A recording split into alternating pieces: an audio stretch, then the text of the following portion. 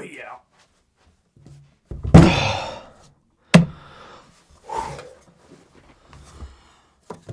3,100 watt hours.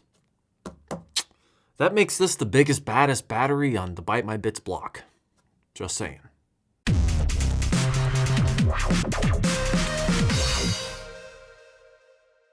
What's up YouTube, Jason here with Byte My Bits, and in today's video I want to talk about, like I said, the biggest, baddest battery on the Byte My Bits block. Yes, I intentionally went with the B's, I'm sorry. 3,108 watt hours, brought to you today by Pecron. Yes, they did send this review unit over to me as a free sample. However, that does not affect my review in any way, positive or negative. This is the Pecron E3000. It is brand new. In fact, it's not even on Amazon at the time of recording this video. However, if it does get listed, I will list that in the description down below. I'll go ahead and get it out of the way too, because at the time of filming this video, this battery was priced at $1,700. $1,700. Keep in mind, this thing has a 2,000 watt inverter and 3,100 watt hours worth of capacity.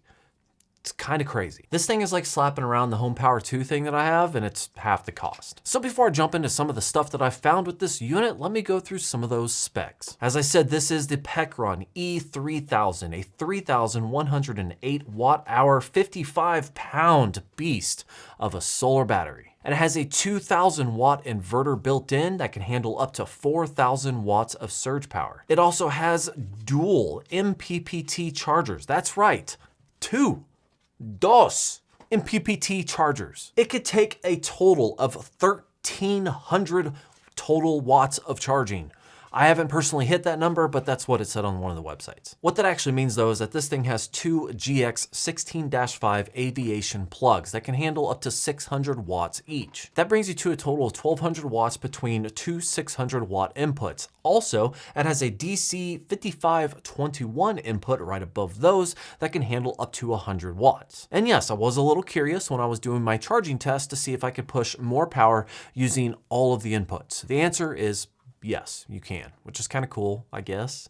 Kinda. So if you were to saturate both 600 watt ports and the 100 watt port at the top, there's your 1,300. Real world testing did bring back some different numbers, but that's just because I used the chargers they gave me, and I'll go into that in just a second. Before I go into that, I will say that they did send me this charger as an extra charger to complement the one that came with it.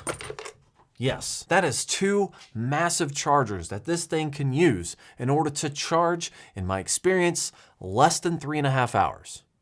Less than 3.5 hours. It's crazy. 3,100 watt hours that can sustain a 1,000 watt to 1,100 watt charge from two of these chargers. And it varies by how dead the battery is. When it's a little bit lower, it charges a little slower. When it gets towards the higher end, it can get up to the 1,100 watts. I never experienced anything that was pushing that 1,200 watt range, but I did see 1,100 watt quite frequently. The default base package, and they got all kinds of like an Indiegogo like funding thing and specials, and you know, different things come with different stuff, but basically out of the box, it comes with one charger. You can get another charger or a value deal or whatever you need in order to get the second one, but this has an output of 42 volts by 15 amps.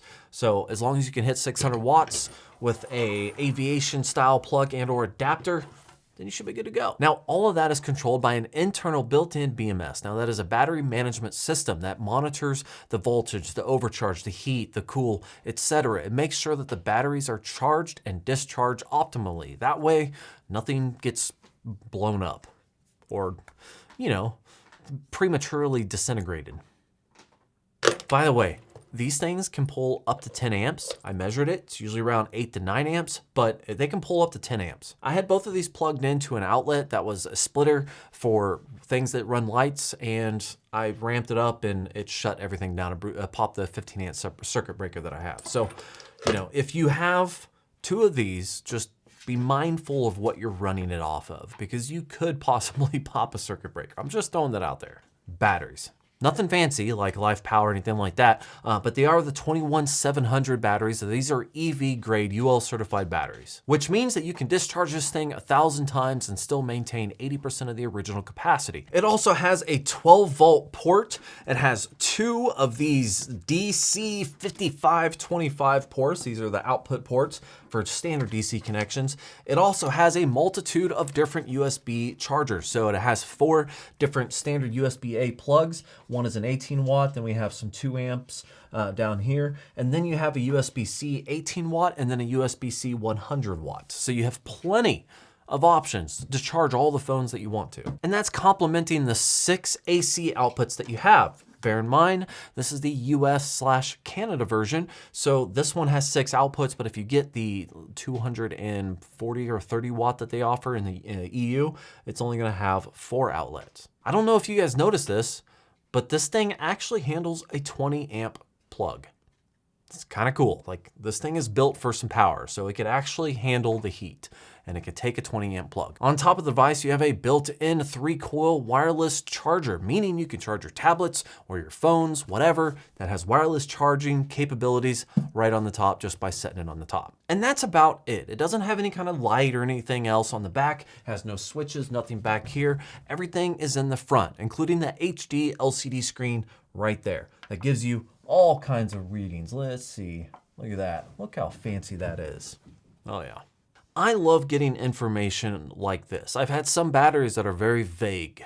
You know, they won't even tell you the percentage left on your battery. But this thing will tell you exactly what it's putting out and exactly what it's giving in. If you're charging and you're discharging at the same time, it doesn't do the math for you, which is fine, but it will tell you exactly how much you're pulling in and how much you're exerting. Which is kind of cool, because if you did want to, you could run up to, give or take some change, about 1,000 watts reliably, consistently, using this as kind of a makeshift UPS, just in case you absolutely had to. Side note, literally this morning, everything went down. I had like 60% left on this because I was doing a discharge test, and I plugged this into my rack. And it was able to sustain my rack and refill some of the batteries because the UPSs were going dead because it was over an hour. So I already put this thing to actual use. Okay, so let's move on to some of my observations, some things that I found. By the way, I ended up upgrading just a little bit, being able to test something because I was a little bit curious on the DC out on this. So I bought a DC tester. Hopefully I can use this in future videos as well. But here's a few observations I have and some things that I found and something that I wish was maybe a little bit different. The ventilation, like I said, this thing has a BMS and it's gonna keep itself cool. It's gonna regulate itself automatically. One of the things it does is it has 4 fans, 2 right here and 2 over here. Now these are PWM fans, which means that it doesn't have to go full send, loudest it could possibly be at all times that it needs a fan. So that's kind of cool. That means it'll get a little bit quieter depending on the load of charging or whatnot. And the inverter. Okay, this is a 2 kilowatt inverter and I've tested it. It is an actual 2 kilowatt inverter. I have consistently drained over half of this battery exactly at 2,000 watt draw. That's with a space heater and another heater. I don't have any accurate way to measure a surge power. This thing says it can handle up to 4,000 watt surge. I'm not saying it doesn't. I just don't have any way to accurately test it. When I turned up my heat gun, I was only able to get to about 25 before the thing shut off. But the 4,000 watts is like a surge, like just an instant, not turn up a freaking heat gun and see, when it blows up. So because this is advertised as a 2,000 watt inverter and it can hit exactly, if not just a little bit over 2,000 watts for over half of the battery without skipping a beat, I'm just gonna assume that it could probably handle what it says for surge power. As far as efficiency goes, I always run at least like 5-6 tests. So for this test, I took it from 100% all the way down until it actually shut off. Now, whether that's to protect the batteries or the batteries are actually dead, I don't really know for sure. But what I can say based off the capacity of the battery and when it shut down is what the efficiency is of the inverter. And I measured this at multiple power levels, 200, 600, 800, 1100, 1300. And what I found, just like most other batteries that I've tested in this way, is that the higher the voltage, the less efficient, but not by much. So in that 200, 600, 800 watt range, I was able to get 2.86 kilowatt hours for a total of right around 92% efficiency, which is pretty good. That's like right in line. I mean, let's say there's some room for error there and it's only 91%. That's still right in line with most inverters. Now, when I started pushing over to like 1100, 1300 watts, it dropped that to 2.78 kilowatt hours, which brings the overall efficiency down to about 89%. Again, room for error, very simple testing tools here at B&B headquarters, but still a very respectable number. But still, with that kind of capacity, you're looking at running a 1200 watt microwave for 2.2 hours, a 1400 watt air fryer for 1.9 hours, a full washing machine for 2.3 hours, or a 65-inch TV for 21 hours. Yes, your mileage may vary, but the general idea there is that you can run a lot of stuff for a long time. And just in case you're wondering, yes, it does have a pure sine wave inverter, meaning you can run things like a computer or an audio system without having any kind of background noise from the dirty power that you would get from a non-pure sine wave inverter. And if you guys don't know what I'm talking about, if you ever go out and you run something like a PA system with a microphone and a speaker, you could have that little in the background.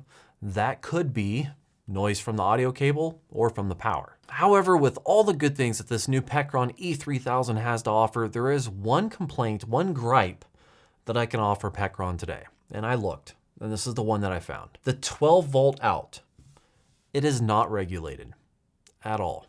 I know some people can kind of debate whether or not a regulated 12 volt output is important. And I can tell you, if you're just using it for casual things, you know, like maybe running a portable refrigerator or something like that, then yeah, a 12 volt regulated port probably doesn't matter. 11.6 volts, perfectly fine for you. But there are people out there that want to push their 12 volt port to the maximum capacity that it can handle, be it machines or whatever, calibrated specifically to having at least 12 volts worth of power. And that's where a regulated 12 volt output comes into play. This thing only puts out about 11.6 to 11.7, give or take, voltage consistently. And to measure that, like I mentioned before, I purchased this, being able to raise and lower the amperage draw to see what kind of voltages it would drop down to based off of what I was pulling out of the DC plug.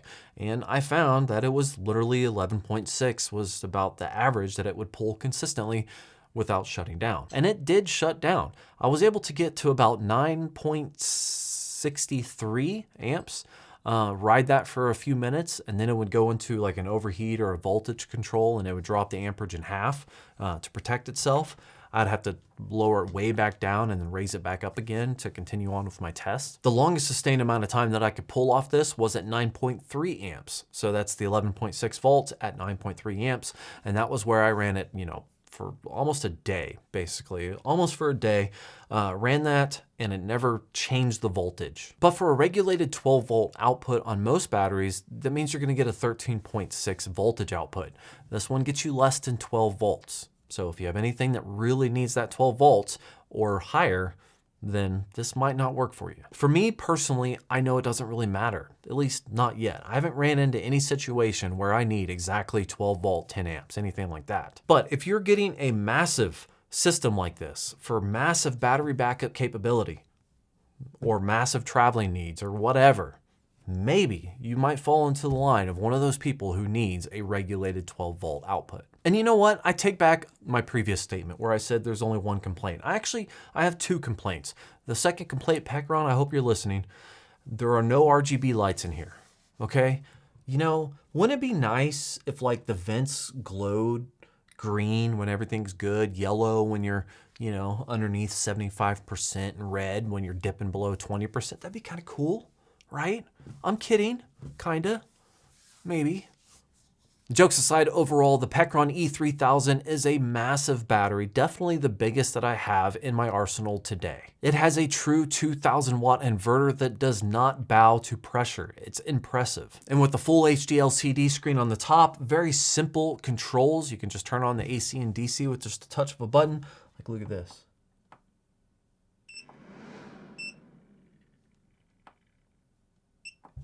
Pretty simple, okay? You press and hold it, you get what I mean. It's very easy to read, offers up a lot of information. I definitely like that. Here's the thing. It said it can charge at 1200 watts. Pecron also sent over a pair of these 200 watt portable solar panels. I did test them. I tested them basically in my backyard, midday, middle of winter here in Kansas, and I was able to get about 320 watts. This is out of a total of a 400 watt capacity. So bear in mind that this is basically one test, one person. You're never going to achieve 100% efficiency when it comes to solar panels, and the sun is at a very hefty angle, so it's going through a lot of atmosphere right now. But I was getting roughly around 320 watts combining the two. With these solar panels, here's what I like about this. With these solar panels, these comes with the standard solar connectors, and then it has basically a combiner that goes to that aviation plug that they include on the front that they need for charging. So RC4 connectors, so standard connectors, and they sent me 2 of these panels. Pretty decent. They stand up on their own. They give me pretty good power, and overall, I mean, they're solar panels. You fold them up, you carry them with you, and then you can charge theoretically up to 1200 watts on this. That'd be interesting. I don't really know what configuration you would run to achieve 1200 watts, but yeah. What it says. The most impressive thing about this battery for me is its ability to charge. I know it says 1200 watts or 1300 watts on the paperwork, and I was only able to get 1000, 1100 watts out of the dual chargers that they sent me. But don't let me downplay that. That is impressive. That is the fastest battery charger I have ever charged a battery with. That's crazy. 3100 watt hours charged in less than 3.5 hours. That is an impressive feature to me. I know it's the most powerful that I have. The Home Power 2 can charge at 800 watts. I mean, and that's a huge battery. And they literally took 2 separate MPPT chargers in order to hit this capacity, and then included a BMS and everything to make sure it didn't explode on you. So I definitely am impressed by the charging. I mean, this is literally one of those things like same day, hey, we're gonna go camping later. Is the battery charged? No, it's only half full or 40%. Well, you better plug it in. What, a couple hours later, you're 100% ready to go? I mean, come on now. That's impressive. At the end of the day, aside from not having a regulated 12 volt output, this battery is almost perfect. Like, it is very impressive, and I'm definitely happy that I'm able to have this in my arsenal just in case the power goes out again. So like I said at the beginning of this video, guys, if you want to check out more information about this, including links to purchase it, you will find those in the description down below. Thank you very much, Pecron, for sending this review unit out to me. Thank you everyone for watching. Like and subscribe below, and have yourself a great day.